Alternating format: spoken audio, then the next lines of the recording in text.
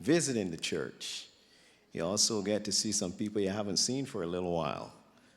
So welcome to one and all. And for the regular members, again, you know you're always welcome here. Now, as you also know, things have changed in our church in the last month. We're down to 2 pastors because our senior pastor has now become our conference president. And you'll find that the workload now for those other 2 pastors and also the elders is going to increase.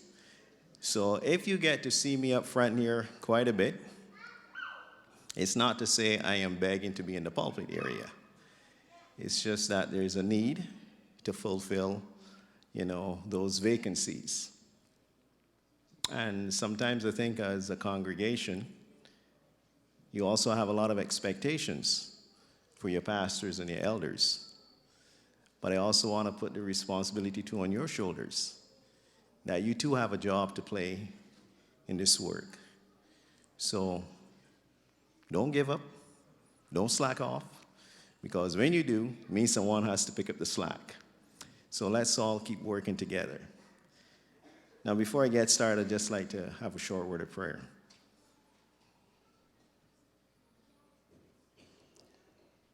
Father in heaven, as we come before you this morning, the words that I share, I pray, Lord, they'll be words from you. The thoughts that I share will be the ones that I hope you've put into my mind to share with others. Help me to also listen to what I'm saying so I can apply it to my life. This is my prayer in Jesus' name. Amen. Now, this is one of the few times for my family that they never, ask me a lot of questions about what I'm preaching about, because I wasn't too sure what I was going to be preaching about, not until sometime this week. And as usual, when I'm out in the garden, things happen. And this thought came to me: give thanks. Give thanks. There was a song I wanted to sing, and I went on the internet and I listened to it, but it's not in our hymnal. It's called Give Thanks. And if you have the time, you can go and listen to that song. I know we have sung it, the kids have sung it at church and camp meeting and stuff like that. So it's very appropriate.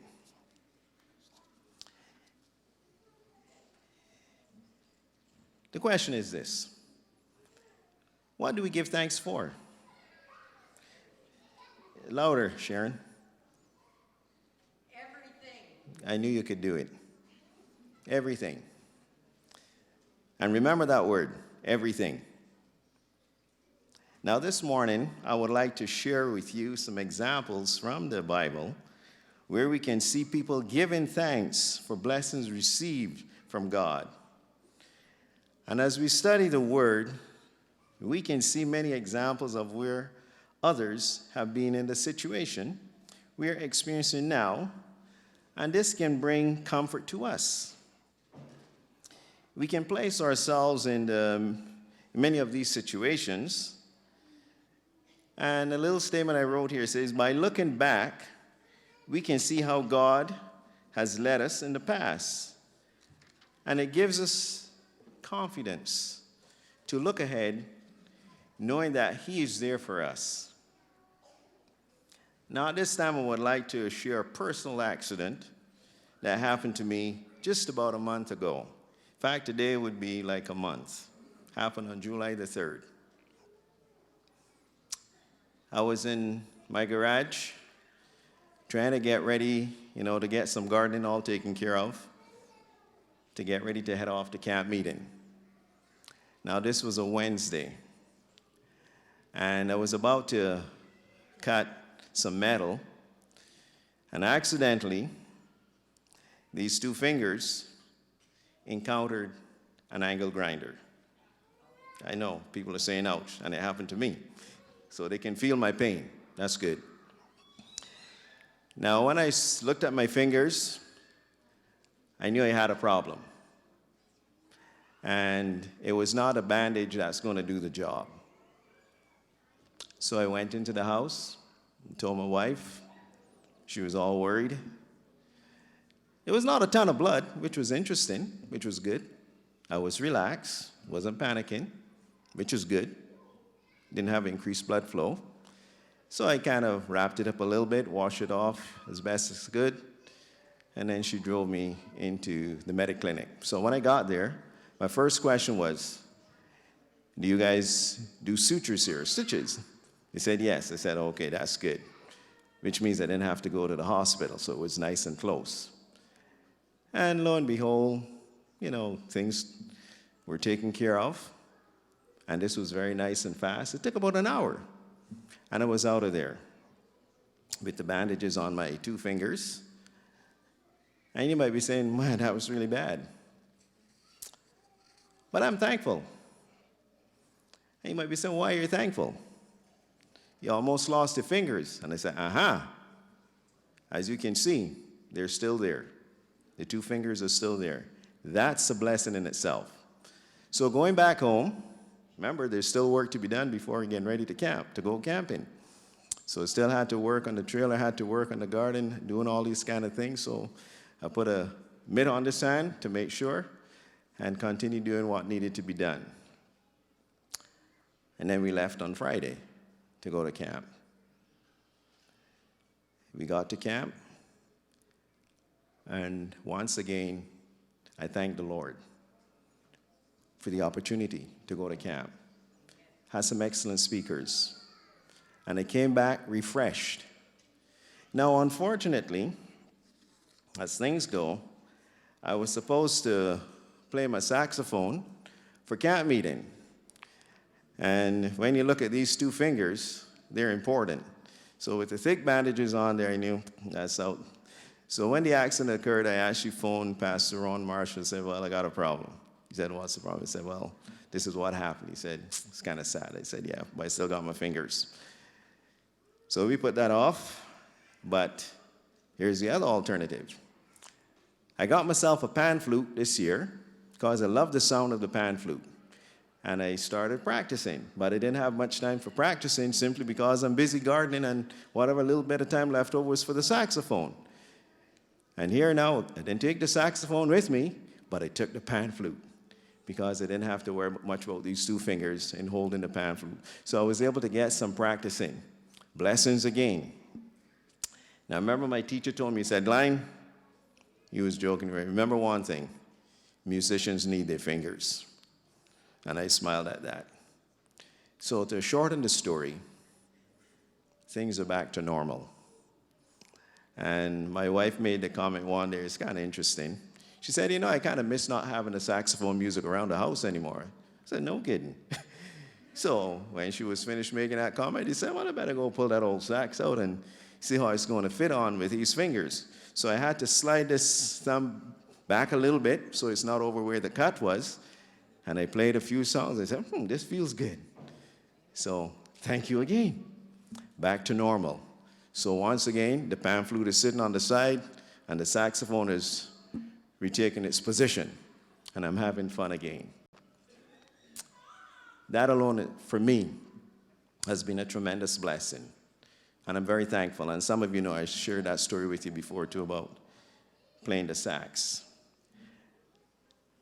We can write a list of all the many things that we can be thankful for. Number 1, I put on the list here, or health. Number 2, family. Number 3, I look at friends. Life, to be alive. Work.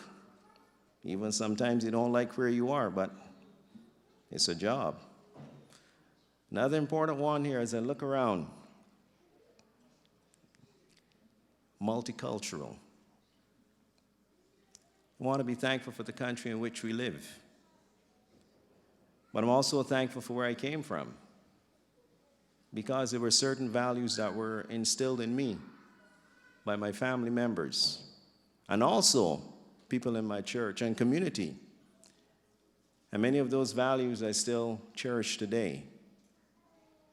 And this is something that I think sometimes we need to go back to the basics. We also have to ask ourselves, do we give thanks for some of the challenges that we experience in our daily lives? We all have experiences that we can share, showing how God has brought us through some of these challenges. Maybe there are some of you who right now are going through some rough times. We have to believe and trust that God is in control in everything. He said it is not always easy to think that way when we are feeling down in the dumps. God always has a plan for us, and it might be bitter now, but He is going to make it better for us. And I remember a little time ago, we had Dr. Chitty here, and he talked about bitter to better. And if you look at the spelling of these words, I just refocused this morning on it. It all has to do with a vowel. You take the I out of bitter, and you put the E in for better. I'm not an English major, just want you to know that. But it came to me when I was looking at it. And it's so true. Sometimes when we go through these bitter experiences in life, we have to remember that God has something better for us. Now I'd like to take a look at two young men who endured hardship for a while. But we see how God used their experiences to bring blessings to them and His people, but also the leaders in these foreign lands. Now Joseph, I really am impressed with Joseph in so many different ways. He was a dreamer. And his older brothers didn't like, some of the dreams he shared with them. So when the opportunity availed itself, they wanted to get rid of him. In fact, the original plan was just to kill him. But, all the brothers, no, we shouldn't really kill him, But that was not God's plan for him at this time. Now, as the story unfolds, we see they did not kill him, but sold him to merchants. Being a slave was not easy, but God showed favor to Joseph and any household he was placed in. Think about that, his influence. Even though he was wrongfully accused and spent some time in prison, he was later released. And we can see how he got promotions because of his integrity and loyalty to God. Being second in command in Egypt, there was a famine that came to the region. Joseph was prepared based on the position God allowed the leaders to give him in Egypt. But the most significant part of this whole story, for me, was when Joseph declared who he was to his brothers. They were afraid that this would be payback time. And we have to understand the culture in which they lived. And Joseph explained to them, don't worry. God allowed this to happen so He can save not only the nation of Israel, but also the surrounding countries. And if you don't know the story, you can go and read it for yourselves there. But it's very, very important how God, and I know someone shared it talks from the pit to the palace. I've heard a sermon preach about that. So where he started off from and where he finished up. And sometimes when we are going through those challenges within our lives, we wonder what's going to happen. That's why I said many a time, as you get older, as you look back in your life, you can see how God leads. And sometimes certain things are happening that you wonder why would he allow this to happen. And he does for a reason, to help us to become stronger, to help us to also depend on him, because that's where our strength comes from. Now, do we give thanks for our trials? God has a way of helping us to make it through if we trust him. We also see another story I'd like to share with you is in the life of Daniel, how he too was taken captive to Babylon and the challenges he faced. God can use anyone, anytime to do his work. Daniel was a man that stood for his principles. And even though others tried to get rid of him, God was able to have him promoted, just like Joseph, to a very high position in a foreign land. And sometimes, we might make comments about some of the places you might have to work in. And this morning, as we were studying about the prophets, the challenges they faced, some of them were angry at the call, what they had to do. And if you put yourself in the position of some of these prophets, you too would be a little bit mad at God. Why do I have to do that? And we have to remember that God is a God who wants to restore. He doesn't want to see any of us lost. He's always willing to give us, as we mentioned this morning in our lesson study, second chances, third chances. He's never going to give up on us. And as I think about that too, I think of our families.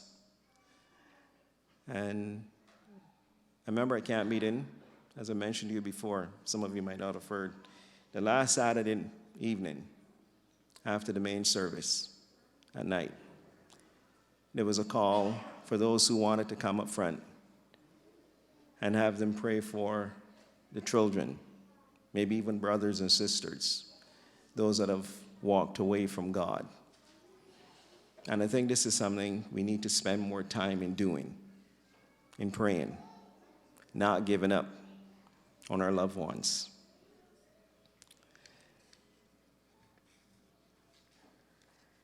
Going back to Daniel's situation, and also with Joseph. In this foreign land, some of those leaders really did not know about the true God. And because of where these men were placed strategically, it was a major influence, not only to the leaders, but also to the people of that country. We can also think of Daniel, how he spent his time in close communion with God. He was a man of prayer.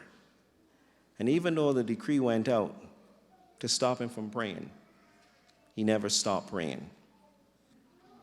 And for us, we have to think along the same lines too.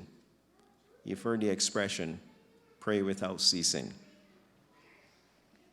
Now that's looking a little bit at, in the Old Testament, some of the things that have taken place. How these men, we can say, also gave thanks to God on a daily basis. But what about looking into the New Testament? And this morning, I'd just like to start and look in Luke chapter 8. Luke chapter 8. And some of the miracles that Jesus performed. So in Luke 8, verses 40 and on, it says, "And it came to pass that when Jesus was returned, the people gladly received him, for they were all waiting for him. And behold, there came a man named Jairus, and he was a ruler of the synagogue. And he fell down at Jesus' feet and besought him that he would come into his house. For he had only one daughter, about 12 years old, and she lay a-dying. But as he went, the people thronged him." So think of the scenario. He's on his way to the leader's house, but he's surrounded by people, pushing and shoving most likely to get closer to Christ. Now the daughter was not dead. She was dying. Again, put yourself in his position as a parent. Your only child. Sick, dying. What would you do? You ask for help. But as he was going through the crowd, he feels somehow weakened by a touch from someone. And in Luke chapter 8, verse 44, it says, came behind him, verse 43, and a woman having an issue of blood 12 years, which had spent all her living upon physicians, neither could be healed of any, came behind him and touched the border of his garment. And immediately her issue of blood, stench or dried up. And Jesus said, who touched me? Now, once again, you're crowded by all these people. And you're going to make, a statement like, put a question like that, who touched me? It almost seems ridiculous. And somehow, in verse 46, and Jesus said, somebody have touched me, for I perceive that virtue is gone out of me. And when the woman saw that she was not hid, she came trembling and falling down before him. She declared unto him before all the people for what was the cause she had touched him, and how she was healed immediately. Being in his presence, that touch made a big difference, not only for the physical part, but also for the spiritual. Do you want to be touched by Jesus and be healed? Some of you need some physical healing. Some of you need some spiritual healing. Some of you need some family healing. We all come here with different needs. And God is saying, come to me. Tell me what your problem is. I am listening. And we have to take that time on a daily basis. Not when just problems happen, but we have to take that time and be in communion with God. And that's where our strength comes from.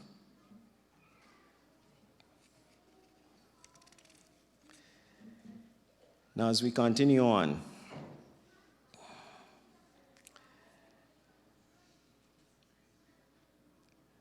I was also thinking about what it would be like to be in those persons' shoes. Would you not be thankful for what Jesus had done for you?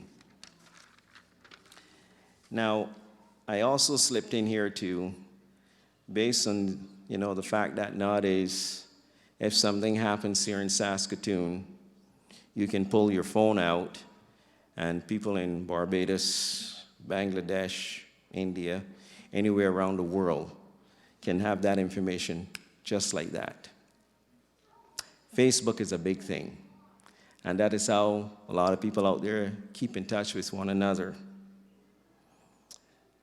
And one thing I'm going to slip off here a little bit to the side and share with you. I was listening on CBC yesterday, and there was this counselor talking about the situation where a lot of young people, they talk about the millennials and stuff like that, but also some older folks too. But they're finding, especially with the younger folks, they're having some major problems when it comes to relationships. You know, and I know. Sometimes to carry on a conversation, even with older folks, texting is a way of life. Like to just talk with you and I, between two of us, some people find it difficult. And what they're saying is that for many of these young folks, it's based on how many likes they have.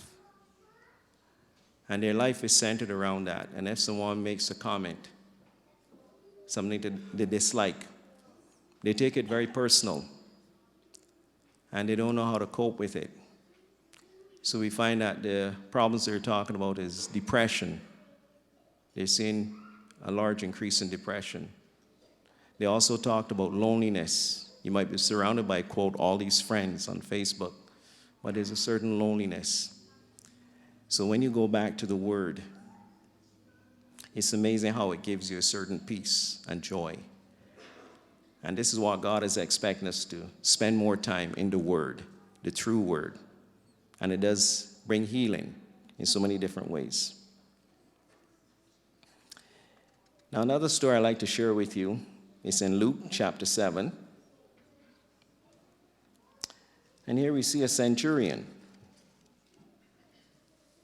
Luke chapter 7, verse 1 and on. Now, when he had ended all his sayings in the audience of the people, he entered into Capernaum. And a certain centurion servant who was dear unto him was sick and ready to die. And when he heard of Jesus, he sent unto him the elders of the Jews, beseeching him that he would come and heal his servant. Now notice, this man was a Roman officer. He was not of the Jewish clan, but he sent the elders to reach out for him. And in verse 4 it says, when they came to Jesus, they besought him instantly, saying that he was worthy for whom he should do this.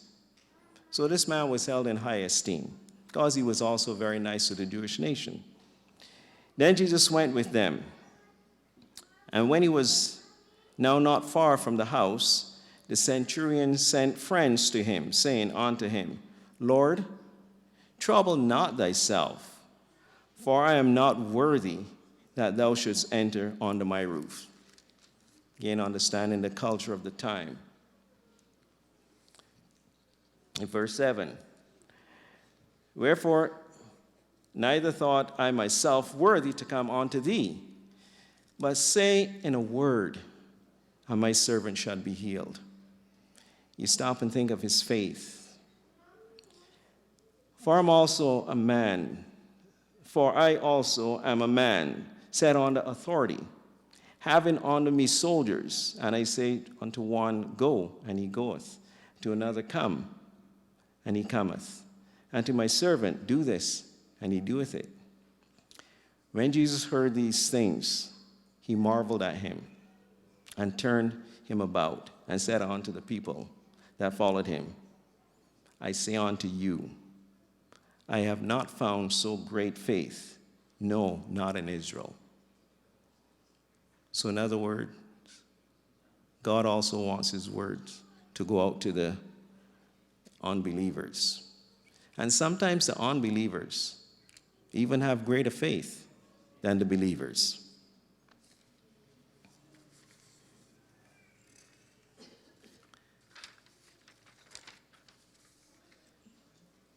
Once again, you can think of how thankful these men were.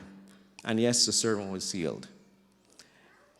And you can imagine how those that have seen what has happened, how they were also amazed. Now, I can go on and talk a lot about other situations too in the Bible. And what I try to do is just look at, some examples of, the healing that took place. As you notice, some of the people were, quote, dead, and some were about to die. And as I look back again, there are other scenarios I wanted to look at too.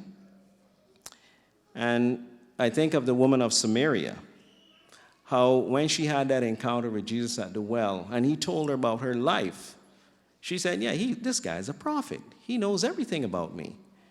And she went back to her town, and she told the folks about what went on. And when Jesus was passing through that region, and he shared with them the gospel, they even asked him to stay longer, and he stayed an extra day or two with them. And then he even said that, she told us these things, but for us to experience it, it's even greater. So think of the work that this woman who was an outcast before, what she had done with the gospel she had received back in her community. Think about the man that was possessed by demons. referred to as a legion. So it was not just one demon, many of them. What Jesus had done, because the demons recognized Christ, and they begged him to just send them off, so they went into these pigs. And if you were the farmer and you lost over 2,000 of your pigs, you would not be a happy man because of that guy called Jesus. He asked him to get out of here. We don't want you around. And he left. But when you see this man now sitting and clothed at Jesus' feet, the change. Now he also said to Jesus, "Can I follow you?" Jesus said, "No. I want you to go back to where you came from." You've heard that expression. And he did go back to where he came from. But he was also, we can say, like an apostle, an evangelist. And he went back and shared the story. And people seeing him too were amazed. And when Jesus had to go through that region, they knew, because they also saw the miracle in this man's life. The healing of the 10 lepers. In the Bible, it only mentioned about one coming back to say thank you. It's not to say the other 9 weren't thankful. They were so excited because when he told them, "Go yourself, show yourself to the priest," they still had leprosy, but as they were going back, something was happening to them. There was a change happening in their bodies. The leprosy was going away. So when they arrived, they were like free of it. Can you imagine now how thankful they were, quote, to be reunited with family and friends? The healing of the man crippled from birth. How excited he was. Once again, praising God. The healing of the blind man. The healing of the man with the withered hand. And as you look at some of these miracles, some of them took place on the Sabbath day. Why? Because some of the leaders within the church had distorted what the Sabbath was all about. And Christ was showing them a new way.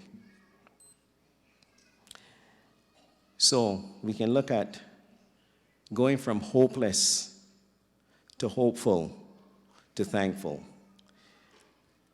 And in closing, one text I'd like to share with you, one of my favorite texts. It's in Galatians chapter 6, verses 9 and 10. Galatians 6, 9 and 10.